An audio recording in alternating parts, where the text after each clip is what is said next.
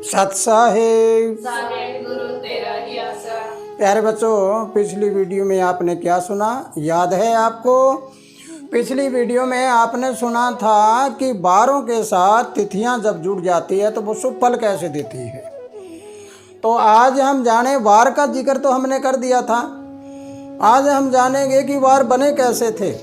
लेकिन वार बने जानने से पहले आपको अपने दिमाग को एकाग्रस कर लेना है और प्रार्थना करनी है कि हे परमपिता परमात्मा, पूरी दुनिया को शांति दो, सब जगह खुशहाली अमन चैन हो जाए, हर जीव अपने आप के अंदर के बारों को जाने। अगर अपने आप की खोज कोई इंसान कर लेता है तो वो दुनिया का सबसे बड़ा इंसान हो सकता है। हमारी यहाँ पर इमेज, जो इमेज कहते हैं, ये हमारे दिमाग में छिपी हुई होती है। हमारी अपनी क्षमता भी इसमें छिपी हुई होती है। हमारा अपना चाल चलन, अपना स्टेटस, यानी अपना जो भी कहते हैं, सब कुछ इसमें छिपा हुआ है। इसको खोल के चाबी लगाना तुम्हारे हाथ में है। आओ हम चाबी खोलते हैं, देखते हैं कौन सा वार कहाँ पे है। इन वारों के बारे में अगर आपने जान लिया तो आपका बहुत से अंदर जो अंधविश्वास का पर्दा है वो हट जाएगा।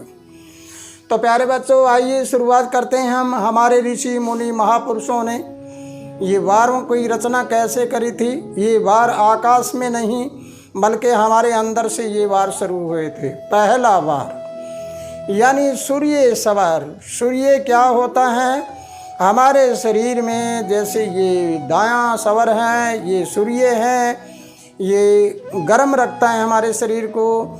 और जब ये गर्म हो जाता है पूर्ण तरह से, यानी 3-3 घंटे सवर चलते हैं, जब शरीर पूरा गर्म हो जाता है तो बायां सवर चलता है, ये चंद्रमा होता है, ये ठंडा होता है। तो एक बार एक हत्था, एक सर्कल ये हमारे सूर्य का, दूसरा सर्कल चंद्रमा का, और तीसरा सर्कल मंगल का, और चौथा बुध का, और पांचवा ये गुरु का, और छठा ये शुक्र का, और सातवां शनि का। ये हमारे वार हैं। लेकिन इन वारों की रचना करते वक्त हमें सोचना होगा कि ब्रह्मांड में ये कहाँ रहते हैं, आकाश में कहाँ रहते हैं। जैसे यहाँ पर तो सूर्य है, लेकिन शुक्र यहाँ है। अब यहाँ रवि यानी सूर्य और यहाँ शुक्र, कितनी दूरी है इनकी, इसके बारे में समझना है कि यहाँ आकर इतनी दूरी है।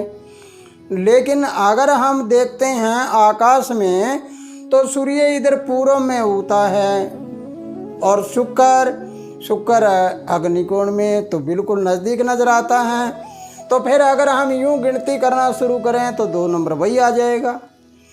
इसी प्रकार आगे चल के मंगल देखते हैं तो मंगल होता है दक्षिण में।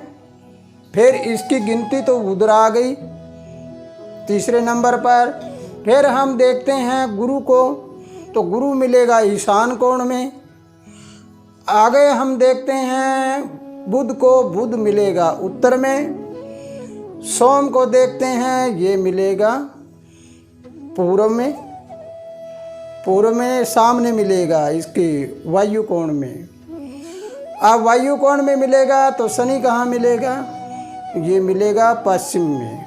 अब हम इन वारों के बारे में जानकारी लेते हैं कि ये सूर्य है, ये सूर्य है, इससे ये तो शुक्र है, यहाँ मंगल आ गया, यहाँ सोमवार आ गया, बिल्कुल सामने आ गया। सूर्य तो इधर होगा और चाँद इधर। अब देखो दोनों में, लेकिन हमने तो इसको जोड़ दिया है कि रविवार के बाद सोमवार ही आता है। इसलिए प्यारे बच्चों, गंभीरता से समझना है कि ये सूर्य है। इस सूर्य से ये 1 नंबर सूर्य है। यहाँ सूर्य के गिरद ये सभी लोग घूमते हैं, सभी ग्रह घूमते हैं। तो जब ये 1 है तो इससे छठा स्थान किसका होता है? छठा शुक्र का स्थान होता है। और इससे छठा बुध का होता है, बुध से छठा सोम का, सोम से छठा शनि का, शनि से छठा गुरु का, और गुरु से मंगल का। इस प्रकार ये छठे स्थान पर करने के बाद सूर्य के बाद अगर हम देखते हैं तो ये सोम आ जाता है, यानी सूर्य और ये दोनों। फिर इसके बाद हमने लिया मंगल, मंगल के बाद बुध, बुध के बाद गुरु और गुरु के बाद शुक्र, शुक्र के बाद शनि। लेकिन ये सब हो रहा है। इसके बाद अगर हम पूरी तरह से समझते और जानते हैं तो इन होरा यानी दिन में हर घंटे के बाद, एक एक घंटे के बाद इनके होरे चलते हैं, यानी 7 बार एक साथ मिलकर 1 घंटे के बाद बार परिवर्तन हो जाते हैं, यानी उनका हत्था परिवर्तन हो जाता है। तो इसलिए प्यारे बच्चों, अगर आप इस बात को समझते और जानते हैं तो पहले हमें पूरा गंभीरता से समझकर इस सर्कल को समझ लेना है कि कौन कहाँ रहता है। ये अग्नि कौन है और ये इसके सामने ये है, मंगल और बुध ये ऐसे हैं, और गुरु को देखते हैं तो गुरु भी ऐसे हैं इस कोण में, और सोमवार को देखते हैं तो ये ऐसे हैं, ये सब ऐसे हुए हैं। इस प्रकार अगर हम इन बारों को पूरी तरह से समझने लग जाएं तो सब कुछ हमें पता लग जाएगा कि हकीकत में ये बार कैसे बने और कैसे हम आगे चल रहे हैं। इसलिए इन बारों को समझने के लिए रवि से जब सोमवार आता है, सोमवार से मंगल, बुध, बृहस्पति सब ये आए हैं, तो ये हमारा ये यहाँ पर देख लेना है 1, 2 और 3 मंगल, और यहाँ से इसके पीछे बुध और इसके बाद 5 नंबर पर यानी 5वां वार गुरु, और गुरु के बाद छठा ये शुक्र और 7वां शनि। ये हमारे बारों की रचना है। अगर इस रचना को पूरी तरह से आपने समझ लिया है तो आप समझिए ये आपका दिमाग है, ये आपकी बुद्धि है, ये कैसे है, इसको पूर्ण रूप से समझ लेना है आपको। अगर इसको समझ लिया है तो फिर सब कुछ आपको ज्ञान हो जाएगा। ज्ञान होने के बाद आपको किसी प्रकार की कोई समझने में अड़चन नहीं आएगी। अब ये हमारा सूर्य, ये चंद्रमा, यहाँ पर मंगल, यहाँ बुध, यहाँ पर गुरु और यहाँ शुक्र, यहाँ शुक्र।